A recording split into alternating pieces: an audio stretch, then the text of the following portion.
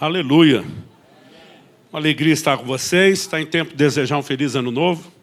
2025 seja um ano de crescimento espiritual, de rompimento, de experiências novas e maiores, de avanço, de conquistas em Deus e de bênçãos sobre sua casa, transbordantes, em nome de Jesus. Amém? Gente, não tem o que eu faço para escapar da brincadeira do subirá que resolve. Eu já entro só dali de cima para ninguém dizer, o Luciano agora subirá aqui para pregar. Então estou aberto a sugestões que cada vez ele me aparece com uma nova. Apesar que da última vez alguém me olhou e falou, como é que você chegou aqui? Eu falei, de Uber. Foi minha vingança. Glória a Deus. Bom, uma alegria estar com vocês, já logo no começo do ano, porque ano passado eu vim pouco, o pastor Eibe ameaçou tirar minha carteirinha de pastor da Igreja da Paz. Então estou consertando as coisas. Eu quero compartilhar uma mensagem que Deus colocou no meu coração. Honestamente, não é aquilo que eu tinha planejado para um dos primeiros domingos do ano. Eu gosto de começar aquelas mensagens de início do ano, dando aquele gás, de vamos para cima, né? Mas essa vai ficar para a próxima. Deus me trouxe uma palavra que eu diria ela tem um cunho mais pastoral, evidentemente não é menos importante, talvez para alguns possa não parecer tão empolgante, mas eu tenho certeza que será precioso para cada um de nós que amamos o Senhor e queremos viver o melhor em Deus. Então vocês estão prontos para apanhar? Para ouvir a palavra de Deus? Então vamos lá, Salmo 36, versos 1 e 2. Há no coração do ímpio a voz da transgressão. Não há temor de Deus diante de seus olhos. Porque a transgressão lisonjeia seus olhos e ele diz que a sua iniquidade não há de ser descoberta, nem detestada. Eu quero tomar esse texto como ponto de partida e como uma espécie de trilho para a nossa reflexão hoje. Basicamente, o conteúdo dessa mensagem pode ser dividido em 3 partes, e é o que eu vou fazer aqui em 3 tópicos distintos. Em primeiro lugar, há uma menção, logo no verso 1, da voz da transgressão. E essa voz fala ao coração, no coração do ímpio. Não a voz que fala no ouvido, ela fala no coração. E o nosso primeiro ponto será, todos os 3 pontos serão questionamentos, perguntas. Eu gosto muito de ler a Bíblia, fazendo perguntas e questionamentos que nos permitam avançar no entendimento. Então, o primeiro é, de quem é a voz da transgressão?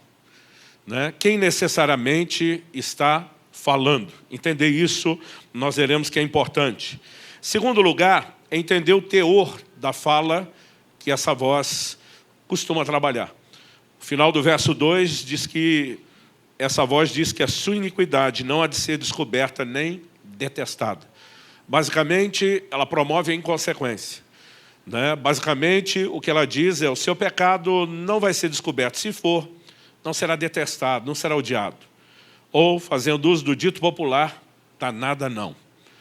Aliás, eu poderia dar como título a essa mensagem o tema voz da transgressão. Talvez ficasse mais bonito e com cara de mensagem de crente. Mas prefiro didático. Eu quero usar justamente a essência da voz da transgressão que eu quero combater. E o título da mensagem hoje é o dito popular. Né? Na versão assim, mineira, goiana, que primeiro afirma para depois negar. Danada não. Né? Eu acredito que isso vai fazer com que você se lembre do tema. Mas, em terceiro e último lugar, eu quero que a gente reconheça o que tem o poder de silenciar essa voz. Porque a ideia não é apenas reconhecer que existe a voz, quem fala e o que ela fala, mas é, em essência, não ceder à tentativa de sedução que ela promove. Né? E se há um outro dito popular que talvez expresse bem o cerne da minha mensagem hoje, é a expressão, o golpe está aí, cai quem quer. E nós vamos citar isso várias vezes também. Né? A repetição intencional tem efeito didático para que a gente possa entender a natureza da mensagem. Então, eu quero tomar esse texto como ponto de partida, como um trilho, para que a gente fale, né, e trabalhe esses 3 questionamentos. De quem é a voz da transgressão, o que a voz da transgressão fala e como silenciar essa voz. Antes disso, eu quero deixar claro que ao mexer no assunto de pecado, eu não vim desenterrar o passado de ninguém.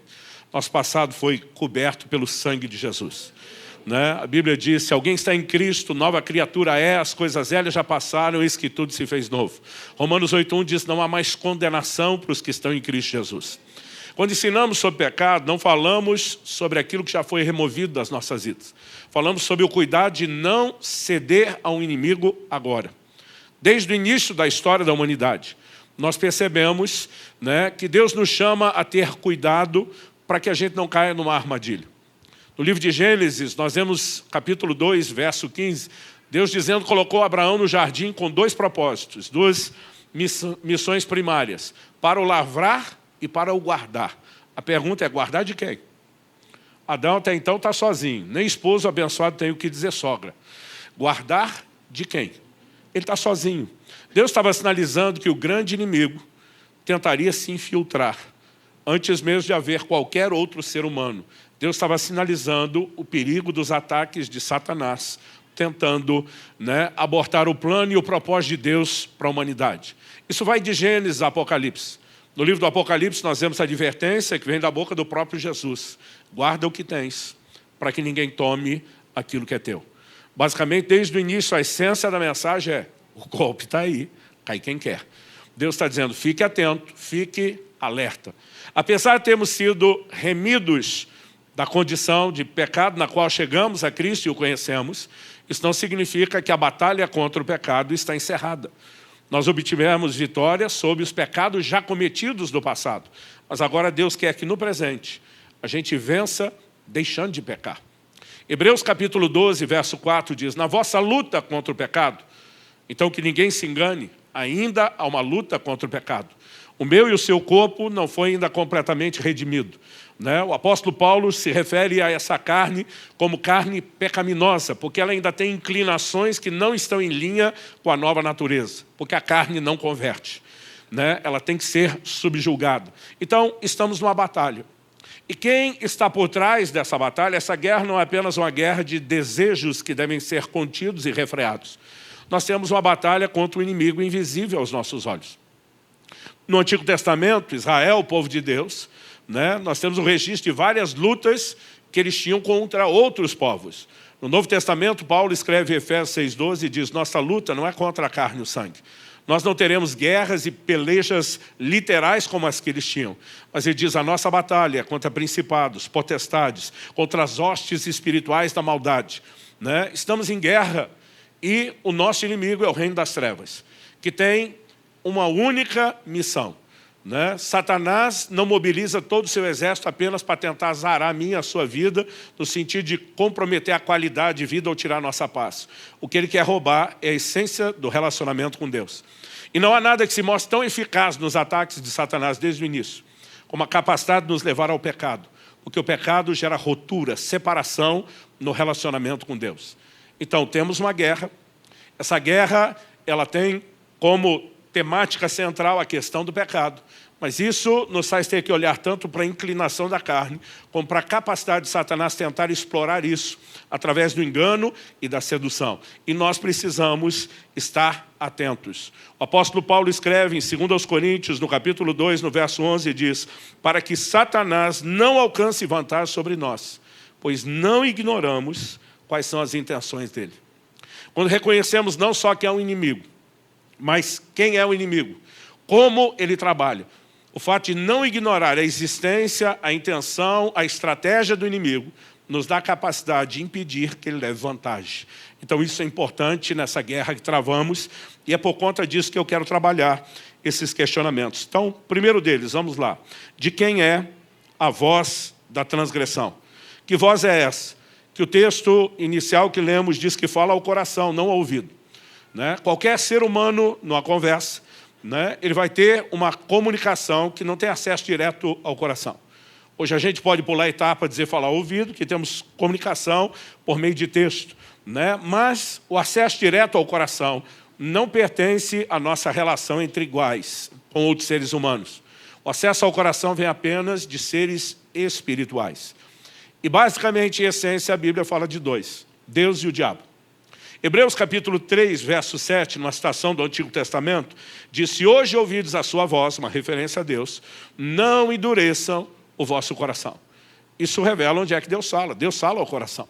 Ele tem o poder de falar diretamente ao coração. Agora a pergunta é, Deus nos induziria ao pecado? Ele seria o mensageiro e o porta-voz da voz da transgressão? De modo nenhum. Ele não daria esse tiro no pé, não trabalharia contra o patrimônio, porque isso seria negar seu próprio caráter. Tiago, capítulo 1, verso 13, diz, Ninguém, ao ser tentado, diga, sou tentado por Deus. Porque Deus não pode ser tentado pelo mal, e Ele mesmo não tenta a ninguém. Então, excluindo uma comunicação entre iguais de outros seres humanos, e no plano espiritual, excluindo Deus falando ao coração, nós temos, por eliminatória, uma pessoa com o poder de falar ao coração. E a Bíblia usa de forma recorrente um adjetivo chamando de tentador. Não apenas Satanás, significa adversário, opositor, mas de tentador, porque ele é um especialista nessa arte e tem demonstrado isso desde o começo. Então, olhando para as Escrituras, nós percebemos que essa também é uma forma de Satanás trabalhar e falar. Eu quero ler rapidamente com vocês um pedaço do relato, né, de um casal chamado Ananias e Safira, que está lá em Atos capítulo 5. A Bíblia fala desse casal de comum acordo, se propondo a mentir, mas mostra que o Espírito Santo traz uma revelação ao apóstolo Pedro por meio de uma palavra de conhecimento que publicamente expõe o pecado deles. E esse texto, eu vou ler apenas uma pequena porção do texto todo, Atos 5, de 3 a 5, diz: Então Pedro disse, Ananias, por que você permitiu que Satanás enchesse o seu coração, para que você mentisse ao Espírito Santo, retendo parte do valor do campo? Não é verdade que, conservando a propriedade, seria sua? E depois de vendida, o dinheiro não estaria em seu poder? Por que você decidiu fazer uma coisa dessas? Você não mentiu para os homens, mas para Deus. Ouvindo essas palavras, Ananias caiu morto e sobreveio grande temor a todos os que souberam do que tinha acontecido. Quando Pedro diz, porque encheu Satanás o seu coração, ele está falando, o diabo conseguiu acessar seu coração. O diabo o levou, o induziu a cometer esse pecado. Ele não está dizendo que o diabo coagiu, que o diabo arrastou, porque o diabo não tem esse poder de coerção sobre mim e sobre você. Em Tiago, no capítulo 1, no verso 14, a Bíblia diz, cada um de vós é tentado quando atraído e enganado pelo próprio desejo. Eu costumo brincar que o crente, na hora de pecar, não lembra o que a Bíblia diz. Mas depois que peca, na hora de confessar, vira teólogo. Porque alguns não confessam e já justificam. Né? Dependendo do que me falam, eu já sei que é tipo o gato subiu no telhado. Tem alguém preparando uma confissão. Todo dia um me abordou e disse, pastor, já dizia a Sagrada Escritura, a carne é fraca. Eu falei, lá vem. Né? E já está dizendo, o gato subiu no telhado, está preparando o que ele vai contar, porque, tipo, afinal de contas, é bíblico. Né? Então, a conversa é essa. Um dia, me contou a bobagem que tinha feito, eu falei, como é que você conseguiu a façanha de fazer uma lambança espiritual dessa? Ele disse, foi o diabo, pastor. Isso é culpa do Satanás. Eu falei, amigo, tenta uma nova, essa aí é antiga, isso aí vem desde o livro de Gênesis. As pessoas pecam e não assumem a responsabilidade. Quando Deus pergunta para Adão, o que é que você fez? Adão responde, a mulher que tu me deste. Primeiro ele jogou a culpa no Senhor. Eu estava de boa, quieto, sozinho, até o Senhor resolver colocar a mulher na minha vida. Então ele culpou Deus, culpou os outros. Deus vira para Eva e disse, você tem a dizer? Ela falou, foi a serpente, o miserável do cão. Né? Então as pessoas culpam Deus, culpam os outros, culpam o diabo. É difícil você ter quem assuma a responsabilidade do que fez. Eu lembro de uma ocasião que fui atender um casal. Né? E desde o início do casamento, você ia para minha esposa, olha, você vai ouvir um, ele tem 100% de razão. Você vai ouvir o outro, tem 100% de razão. No final das contas, você descobre que ninguém tem 100% de razão. Existem perspectivas, ajustes. O casal chegou, falei, por que é que vocês estão aqui, pastor? Estamos com um problema sério e viemos aqui abrir o coração. Falei, quem começa? O marido falou, ela. A gente pensa numa mulher que falou de 20 a 30 minutos. Mas acabou com o marido, destruiu ele. E quando terminou, fiquei imaginando como seria a réplica. Quando ela terminou, eu falei, o que você tem a dizer? Ele falou, nada. Falei, por que nada? Ele falou, ela está certa, eu sou esse tralha. O problema sou eu. Gente, eu queria parar atendimento e soltar fogos. Que mais de 30 anos de pastor, eu nunca ouvi isso antes e nem depois. Alguém dizer, o problema sou eu, fui eu mesmo que estraguei tudo. Ele estava lá dizendo isso. Né? Então, normalmente as pessoas, elas se eximem de responsabilidade. Agora, o que Pedro está falando para Ananias é porque você permitiu que Satanás enchesse seu coração. Basicamente, se você não tivesse dado permissão ao acesso, isso não teria acontecido. A segunda pergunta, por que você decidiu fazer uma coisa dessa? Ele não está dizendo que você foi coagido ou arrastado. Então, nós precisamos entender como funciona a dinâmica do pecado. Né? Outro dia, quando eu perguntei para um que jogou a culpa no diabo e disse foi o diabo, eu falei para ele, amigo, presta atenção, o tentador está do lado de fora. O desejo da tentação está do lado de dentro. O tentador do lado de fora não pode botar em você um desejo que você não tenha. Ele só explora o que está lá. Ele normalmente bota um cardápio debaixo do seu nariz e vai provocar os seus desejos. Você é responsável quando aceita a proposta, quando permite que a voz do coração fale e quando você cede a ela. Então nós não podemos responsabilizar o diabo, mas não podemos ignorar que estamos em guerra com ele e que ele usa de artimanhas. A maioria dos crentes que tropeçaram, ao longo de 3 décadas de pastorado, nunca vi alguém dizer que um dia acordou de manhã resmungando: hoje é dia de maldade, eu quero pecar, quero estragar o relacionamento com Deus. A coisa não acontece nessa dinâmica. Né? Nós precisamos entender que a palavra pecado, seja no hebraico, a língua, né, a grande maioria do Antigo Testamento foi escrita no hebraico, e no Novo Testamento, que é o koineu, o grego antigo, a língua em que foi escrito o texto do Novo Testamento, tanto numa língua como na outra, a palavra pecado, ela dá a ideia de errar o alvo. Então alguém tropeçou, alguém se perdeu. E nessa dinâmica, Satanás tenta trabalhar muito fortemente com engano, com um certo convencimento. E nós precisamos reconhecer, antes de mais nada, quem está por trás é o diabo. Romanos 15:4 diz: tudo quanto foi escrito, para nosso ensino foi escrito. Relatos desse pecado de Ananias, relatos da tentação lá de Gênesis, da própria tentação de Jesus, não estão na Escritura por acaso. Aliás, na verdade, eles nos revelam um padrão. Quem está por trás das tentações, embora o elemento a ser explorado seja o desejo humano, é sempre o reino espiritual, é sempre Satanás. Agora a pergunta é: o que se deu com Ananias e Safira é exclusividade deles ou pode se repetir? O que aconteceu com Adão e Eva é exclusividade deles ou pode se repetir? A verdade é que Paulo, com um coração pastoral, escreve aos Coríntios, em 2 Coríntios 11:3, ele diz: eu temo que, assim como a serpente, com a sua astúcia, enganou Eva, assim também a mente de vocês seja corrompida e se afaste da simplicidade e pureza devidas a Cristo. Ele está dizendo, pode se repetir. Não significa que tenha que acontecer. Não significa que não possa ser evitado. Mas o risco potencial estatístico existe. Em outras palavras, o golpe está aí. Cai quem quer. Né? Mas ele está demonstrando preocupação, e é por isso que é necessário palavras de ensino e orientação como as que nós estamos trazendo aqui. Depois de reconhecer, em primeiro lugar, de quem a voz da transgressão é de Satanás, é importante reconhecer essa fonte, a gente precisa reconhecer, né, e responder ao segundo questionamento. O que a voz da transgressão fala? Qual é a essência dessa mensagem? Eu gosto de estudar a Bíblia procurando padrões, eu sempre comento isso.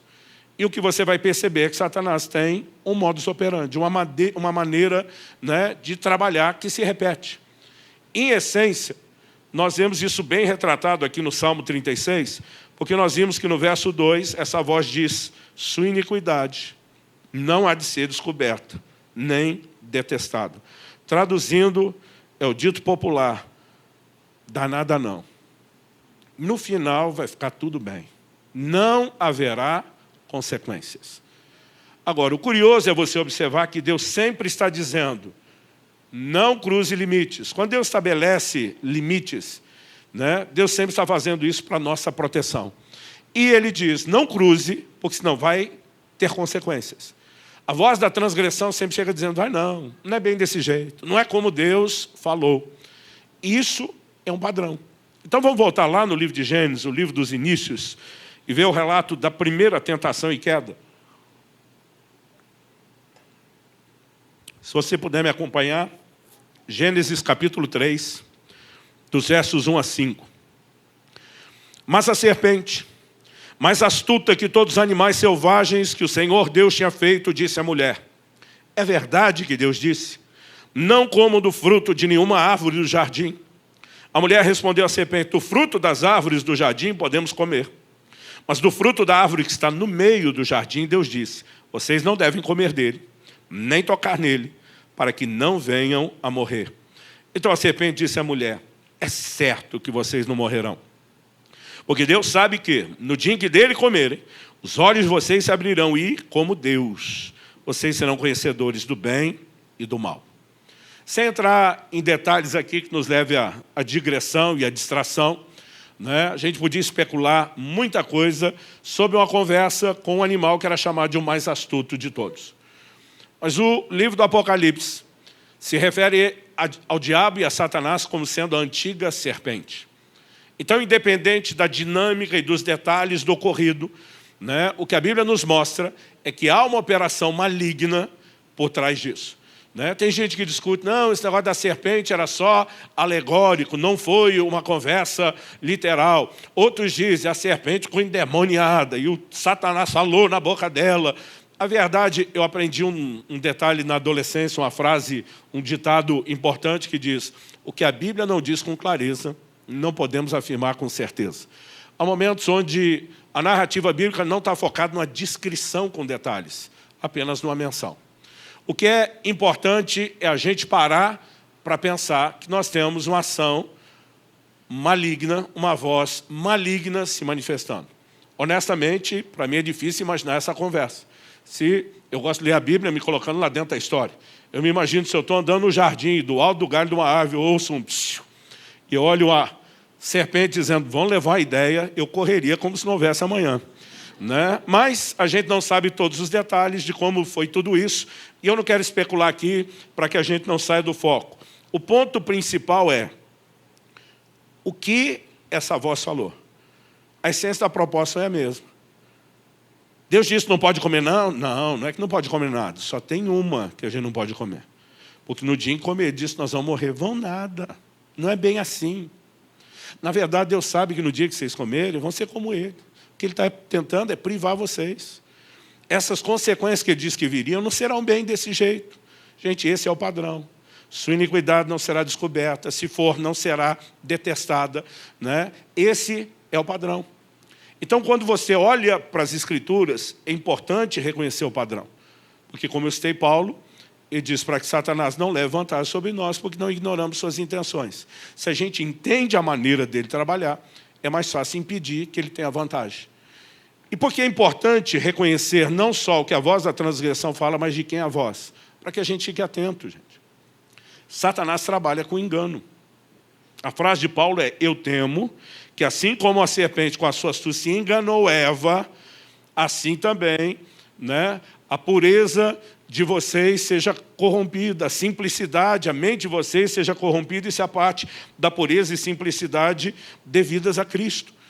Então, normalmente, isso não vem com cara de Satanás. Ó, eu sou o diabo, estou aqui para fazer você se rebelar contra Deus e acabar com a sua vida.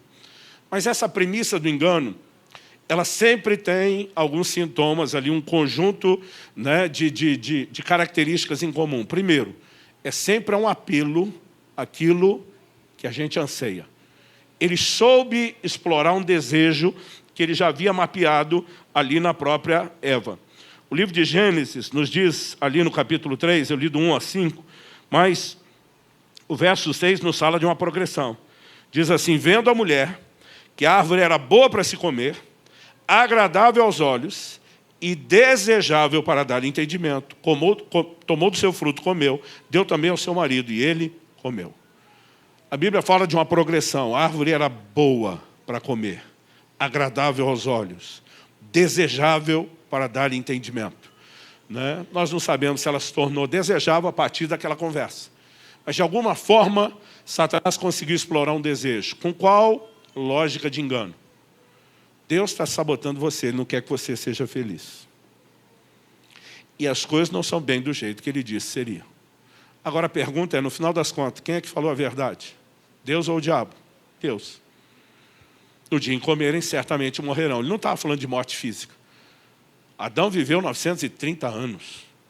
Eu fico tentando imaginar quanta vela no último bolo do aniversário para soprar. Mas a morte espiritual se instalou. E o pior é que o problema não foi só dele. Nós estamos pagando a conta até hoje. A releitura de Paulo em Romanos 5,12 é, por meio de um só homem entrou o pecado no mundo, através do pecado a morte. E a morte passou a todos os homens. Então, a única vez na Bíblia e na história em que a insinuação de Satanás, danada não, se mostrou verdadeira. Não há um único caso. Você nunca vai ouvir ninguém dizendo que realmente pecou e aquela voz tinha razão. Deu nada não no final. O próprio Jesus chamou Satanás não só de mentiroso, mas de o pai da mentira. Essa é a natureza da sua essência. Por outro lado, nós precisamos entender que Deus, além de justo, Ele não pode mentir. E Josué, no capítulo 23, dos versos 14 a 16, esse grande líder se levanta diante de uma geração para dizer: ei, tudo quanto Deus falou pela boca de Moisés, seu servo vai se cumprir. Diz, para o bem e para o mal. O que ele está dizendo? Quando você tem boas promessas, a palavra de Deus, a verdade é. Mas quando você tem advertências sobre as consequências que virão do pecado, essa palavra é igualmente a verdade. Porque tem crente que na hora de tomar posse da promessa, ele está lá diante de Deus dizendo, tua palavra é verdade, o Senhor não pode negar a si mesmo, o que o Senhor falou vai cumprir, o Senhor vela sobre a sua palavra. Mas quando Deus diz, se pecar vai dar ruim, ele relativiza. E a palavra de Deus é a verdade, para o bem ou para o mal. Ela é toda a verdade. E quando você olha, o padrão de Satanás é sempre o engano. Vai dar nada não. Não haverá problemas. A gente olha o caso de Ananias e Safira. Ficou tudo bem no final? Deu nada não? A Bíblia diz que eles são julgados. Ambos morreram naquele dia, fulminados pelo próprio Deus. Eu não vou tratar disso agora, porque o assunto do temor relacionado ao juízo é o nosso último tópico. Eu vou deixar isso para depois. Mas não há uma única vez que isso se torne verdadeiro. O problema é que às vezes fomenta essa ideia do dar nada não, é que as pessoas não entendem a dinâmica com a qual Deus se relaciona com os nossos pecados. Deus nunca vai julgar alguém de imediato. O livro de Tiago diz que a misericórdia triunfa do juízo. Deus nunca vai exercer juízo antes de oferecer misericórdia. Agora, que ninguém se engane. Quando a misericórdia não é abraçada, o juízo inevitavelmente se seguirá. Olha o que diz Apocalipse 2, de 20 a 23. Carta ao anjo da igreja de Tiatira, palavras do próprio Jesus. Tenho, porém, contra você o fato de você tolerar que essa mulher, Jezabel, que se declara profetisa, não somente ensine, mas ainda seduza os meus servos a praticar a prostituição e a comer coisas sacrificadas aos ídolos. Dei-lhe tempo para que se arrependesse, porém ela não quer se arrepender da sua imoralidade. Eis que farei com que fique acamada, trarei grande tribulação aos que com ela adulteram, caso não se arrependam das obras que ela incita. Matarei os seus filhos e todas as igrejas saberão que eu sou aquele que sonda mentes e corações e retribuirei a cada um de vocês segundo as suas obras. Você pode repetir isso comigo? Diga, retribuirei a cada um segundo as suas obras. Quando você olha uma frase como essa de Jesus, dá para acreditar que dá nada não?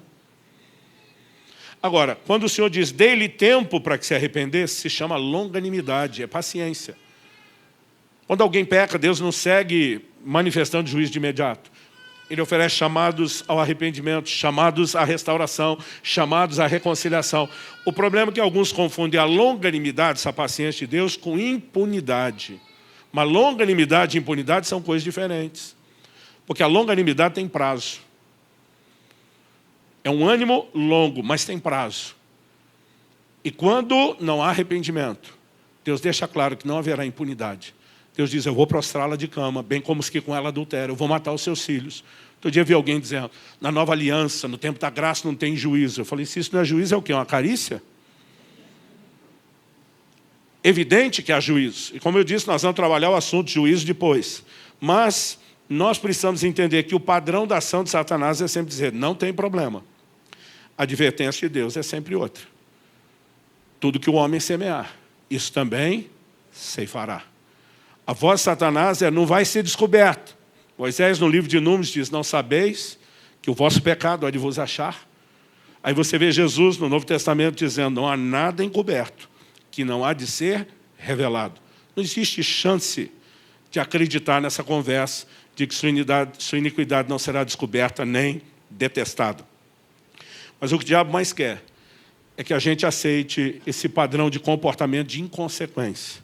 Não vai ter problema no final.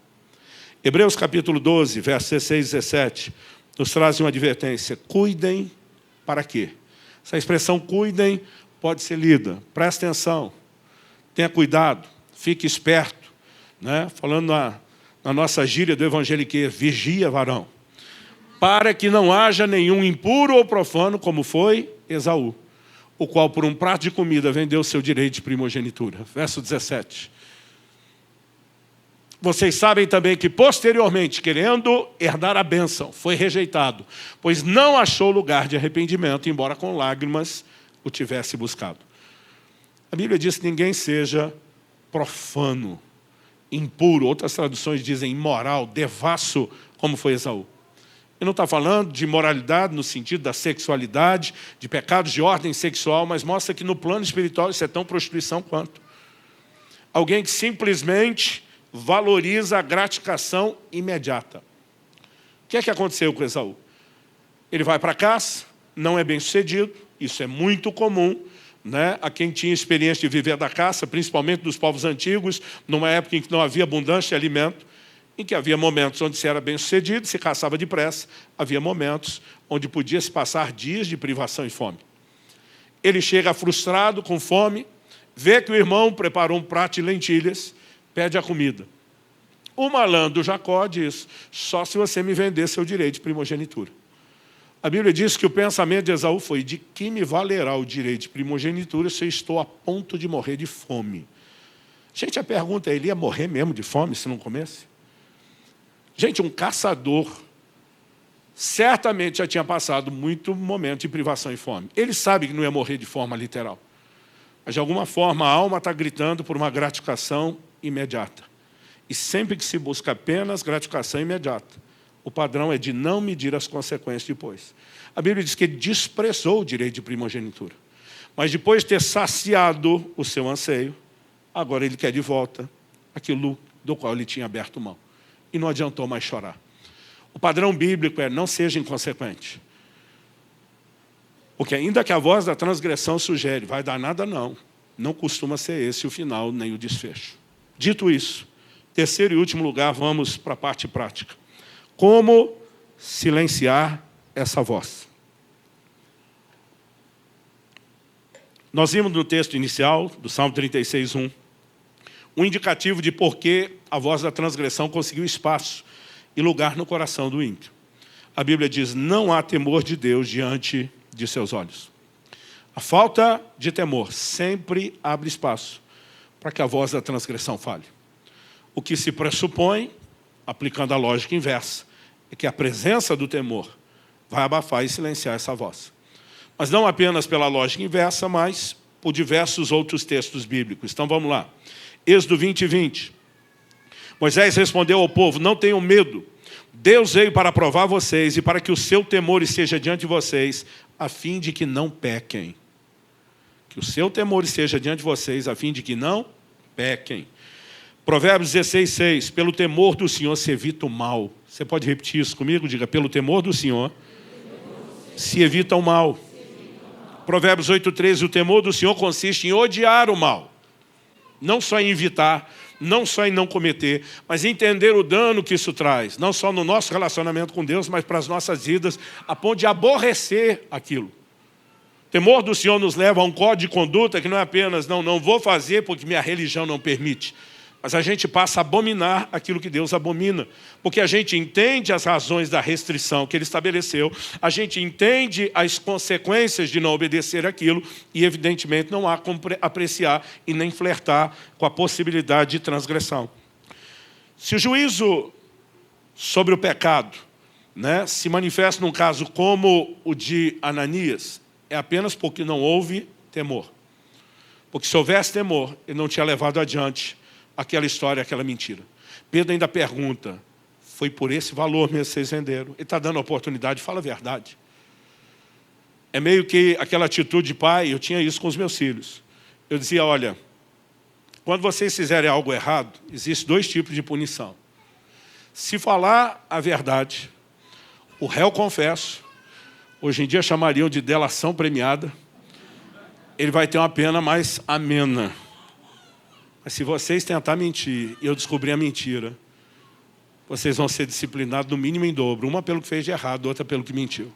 Pedro ainda dá a oportunidade, foi isso mesmo. Ele vai checar depois com Safira, foi isso. Mas os dois tinham combinado a versão direitinho e não voltaram atrás. Quando eu olho para as Escrituras, eu percebo, evidentemente, se o temor estivesse lá, não haveria pecado. Agora, mesmo na vida de quem não manifestou o temor a ponto de pecar, e mesmo quando Deus chega ao ponto de julgar o que ele não faz de cara, Deus ainda está procurando, de alguma forma, proteger os outros por meio do temor, que virá através de uma lição muito didática, pedagógica. Quando Ananias morreu, a Bíblia diz, sobreveio o temor de Deus a todos os que ouviram isso. Você consegue imaginar qual era a conversa dos crentes nas refeições, nos cafés, nas células? Melhor não brincar com Deus, hein, gente? Nós vimos o que rolou com Ananias e Asaf.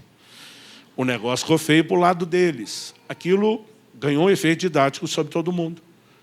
Quando Jesus diz a respeito dessa mulher que ele denominou como Jezabel, ele diz, eu vou prostrá-la de cama, bem como os que com ela adulteram, ele diz, todas as igrejas saberão que eu sou aquele que sonda mentes e corações e vou retribuir a cada um segundo as suas obras. Basicamente, ainda que eu não consiga recuperá-la, restaurá-la para que ela ande no meu temor, eu vou usá-la como exemplo para que os outros me temam. Ou seja, nós precisamos entender que mesmo quando Deus aplica juízo, sempre por trás disso há expressões da sua misericórdia. No livro do profeta Ageu, Deus diz, fui eu que feri vocês, mas não houve entre vós quem voltasse para mim.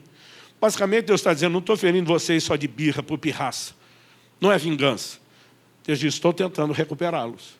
Mas mesmo quando ele não consegue levar algum de nós ao arrependimento e tem que intensificar o juízo, ele diz, falando a linguagem dos antigos, é tirar a laranja podre da caixa para não estragar o resto. Ele diz, eu vou ter uma ação cirúrgica que salve e poupe os demais. Porque o temor do Senhor seguirá sendo o remédio para que não se peque. Curioso notar também que Moisés respondeu ao povo e diz, não tenham medo. Deus veio provar vocês para que o temor dele seja diante de vocês. Então, ele diz, não tenham medo, mas o temor é para estar aqui. Então, nas palavras de Moisés, temor e medo não são exatamente as mesmas coisas. O medo, normalmente, é aquela reação de pavor e prevenção, algo que nós sabemos que pode nos fazer mal. A maneira como olhamos para Deus é sempre a de alguém que nos ama e quer o nosso bem. Deus não quer o mal de ninguém. Quando a nação de Israel estava no auge da apostasia e viveria o mais alto nível de juízo jamais experimentado, e eles estão dizendo, já era, nossa esperança acabou. Ainda assim, Deus levanta o profeta Jeremias para dizer, ei, eu é que sei os planos que eu tenho a respeito de vocês. São planos de bem e não de mal, para vos dar um futuro e uma esperança. Então Deus sempre quer o nosso melhor. Mas para que o melhor possa ser experimentado, é importante que o temor esteja lá. Eu tenho visto muita gente pregando e ensinando que essa coisa de temor é coisa da lei, da antiga aliança, do Velho Testamento. E eu digo, será que esse povo lê a Bíblia? Se lê, que Bíblia é que estão lendo? Ou que erva estão fumando antes de ler?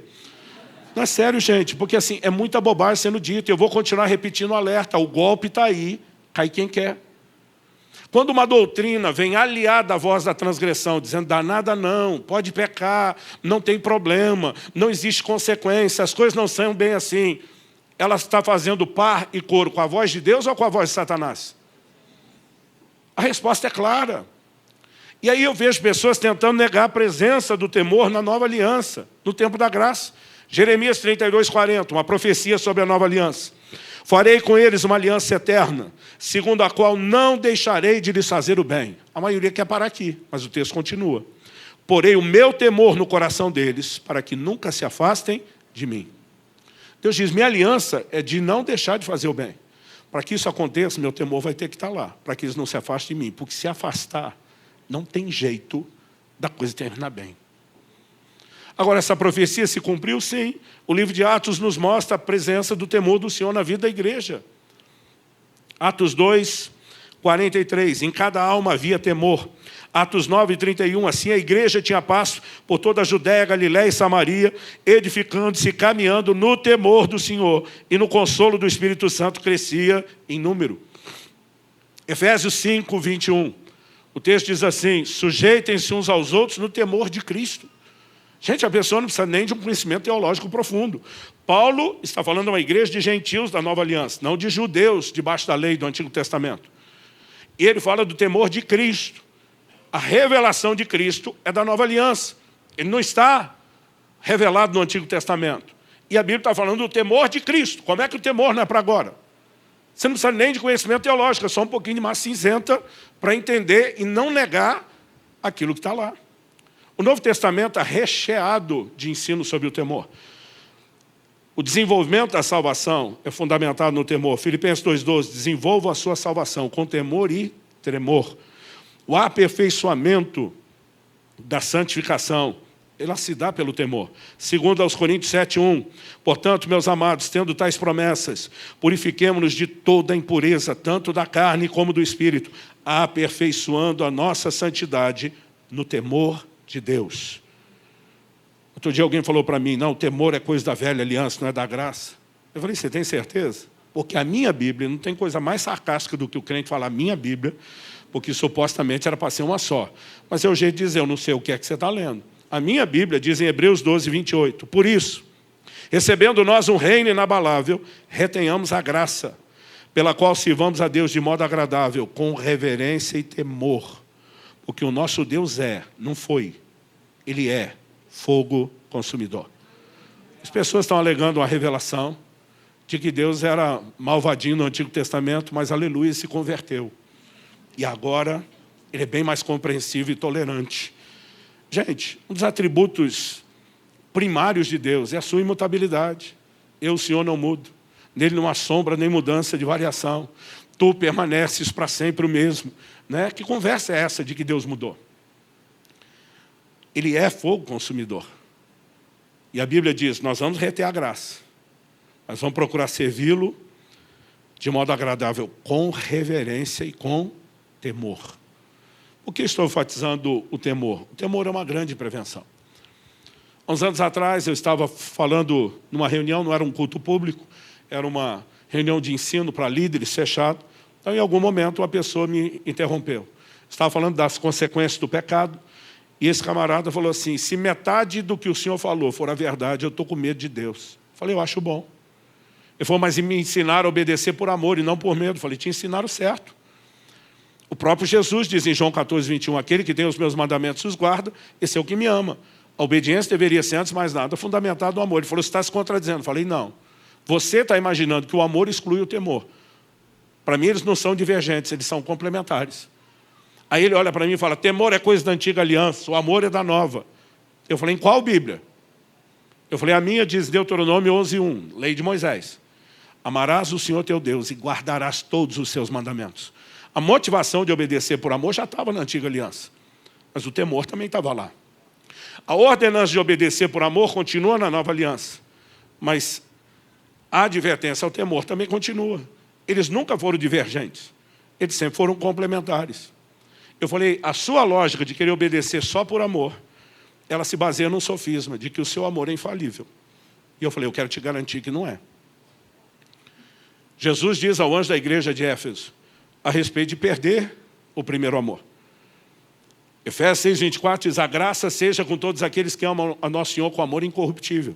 Ele não está dizendo que o amor de todos é incorruptível, mas que aqueles que não deixam o seu amor corromper serão favorecidos. Então o amor se corrompe. Eu falei, e a sua lógica de dizer eu vou obedecer só por amor, é a mesma de um paraquedista que diz eu quero pular sem paraquedas de reserva, de emergência. Eu falei, e se o primeiro falhar? Você não quer ter outro para te salvar?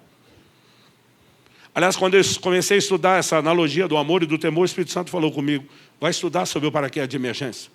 Liguei para um amigo, pastor, amigo meu aqui de São Paulo, que a experiência dele como paraquedista é muito maior do que a minha, ele tem centenas de saltos e eu nunca pulei.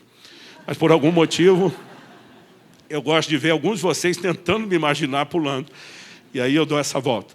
Eu falei para ele, amigo, me fala sobre o paraquedas de emergência. Ele falou, é o paraquedas que nenhum paraquedista quer ter que acionar. Eu falei, não quer acionar por medo? Ele falou, medo? Medo do quê? Eu falei, medo de não abrir. O primeiro falhou, vai que o segundo falhe. Ele falou, Luciano, essa probabilidade é tão pequena, estatisticamente, que eu vou dizer, nenhum paraquedista tem medo do segundo não abrir. Ele falou assim, eu falei, já ouvi vários relatos. Ele falou, Luciano, para os milhares de paraquedistas no mundo, com milhares de saltos, no final das contas, a incidência é menor do que a probabilidade de você ser atingido por um raio andando na rua. Ele falou assim, a razão pela qual a gente não tem medo é porque o paraquedas reserva de emergência, ele é diferente do normal. O tipo de lona, o tamanho do velame, a maneira como é dobrado, tudo é diferente. E ele já tem um desenho para que seja praticamente impossível não abrir. Tanto que se houver um caso onde os dois paraquedas não abriram, a primeira coisa que vai acontecer é uma investigação criminal por suspeita de sabotagem. Eu falei, então se não tem esse risco todo não abrir, por que é que não quer usar? Ele falou, aí a conversa é outra. Ele falou, quando você desce com o paraquedas normal, eu vou panorâmico. O velame é muito maior. Capacidade, né, de te trazer mais lentamente, ela é bem melhor. Ele falou, o paraquedas de emergência não é para um voo panorâmico. É só para evitar que você despenque do céu feito um tijolo. É para salvar a sua vida. Mas você vai descer numa velocidade muito maior. E tem muito treinamento para isso. Porque mesmo com o paraquedas de emergência, se a pessoa não souber aterrissar, ela se arrebenta e ela ainda pode morrer. Mas ele falou assim, ele está lá para salvar a sua vida. Não é a melhor opção. Mas se o primeiro não funcionar, a gente é grato que ele está lá. Quando eu desliguei o telefone, falei para Deus, obrigado, já entendi tudo. O motivo primário da nossa obediência sempre será o amor. Acaso ele fale, é melhor que o temor esteja lá também. Se você me perguntar se eu fui um filho obediente aos meus pais, eu vou dizer que sim. Mas o senhor nunca desobedeceu, eu não falei isso. Mas eu mais obedeci do que desobedeci, então eu estou na categoria obediente. Quando o senhor deixou de aprontar alguma coisa, você fez isso por amor aos seus pais ou por temor? Os dois. Tinha hora que era um, tinha hora que era outro, tinha hora que era uma combinação de ambos. Houve momentos que minha decisão foi por amor. Eu pensava, não posso desonrar meus pais, não posso trazer essa vergonha para eles, não posso retribuir todo o bem que eles me fazem fazendo a coisa dessa, e muitas vezes o amor resolvia. Mas houve momentos em que o amor não foi suficiente para a decisão, mas o temor me freou. Mais do meu pai do que da minha mãe. Papai era old school, velha guarda, era jogo duro. E houve momentos que havia uma combinação de ambos. O temor de Deus precisa estar no nosso coração. E Ele vai nos guardar de pecar. Ele tem o poder de silenciar essa voz. Quem está entendendo, diga amém. Para concluirmos, é preciso cuidado com a voz da transgressão. Ela vai tentar nos enredar. E me permita repetir uma última vez o dito. O golpe está aí, cai quem quer. E que ninguém se engane acerca das consequências do pecado. Que não só existe uma voz de transgressão, cujo responsável é Satanás. Mas a essência dessa mensagem é dizer que não tem consequência. E todo o volume de orientação bíblica vai na contramão disso. Gálatas capítulo 6, versos 7 e 8. Paulo não só está escrevendo a gentios do Novo Testamento, que vivem na nova aliança e não debaixo da lei, como ele está escrevendo a uma igreja que havia sido corrompida na sua doutrina por judaizantes que tentaram fazê-los viver de acordo com o modelo da lei de Moisés, não da graça. Paulo está tentando trazer esse povo de volta ao entendimento da graça. E ele diz assim, Gálatas 6, 7 e 8. Não se enganem, porque engano pode entrar. Ele diz, de Deus não se zomba. Outra tradução diz, Deus não se deixe escarnecer. Porque tudo quanto o homem semear, isso também se fará. Quem semeia na carne, da carne vai colher corrupção. Mas quem semeia no Espírito, do Espírito vai colher a vida eterna. O texto diz, ninguém se engane, não brinque com Deus. De Deus não se zomba. Você vai colher aquilo que está plantando. É só uma questão de tempo. Então, que o temor de Deus, de um Deus que nos ama, que estabeleceu limites para que a gente não se arrebente, mas que vai cumprir a sua palavra para o bem e para o mal, que o temor de Deus esteja presente no nosso coração. O temor, esse remédio, ele é mais do que um sentimento, é uma ação. Salmo 111, 10 diz que ele é um estilo de vida, de conduta. O temor do Senhor é o princípio da sabedoria. Revelam prudência todos os que o praticam. Não é apenas um sentimento, é uma conduta. Gênesis 39 diz que a mulher de Potifar estava assediando diariamente a José no Egito. Qual foi a resposta de José em Gênesis 39, 9? Ele não diz, dona, infelizmente a senhora não faz meu tipo. A conversa não foi essa. Ele diz, como cometeria eu tamanha maldade contra Deus? Ele diz, louca é a senhora de achar que eu vou buscar uma gratificação imediata, às custas de cuspir na cara de Deus, de desonrar aquele que me amou, que me chamou, que me escolheu para cumprir um propósito, que tem sido bondoso e misericordioso para comigo. Dona, não vai rolar, porque existe alguém que eu temo mais do que eu possa desejar, senhora. Temor de Deus, Ele vai nos guardar. E Ele precisa ser cultivado nos nossos corações. Você recebe essa palavra em nome de Jesus?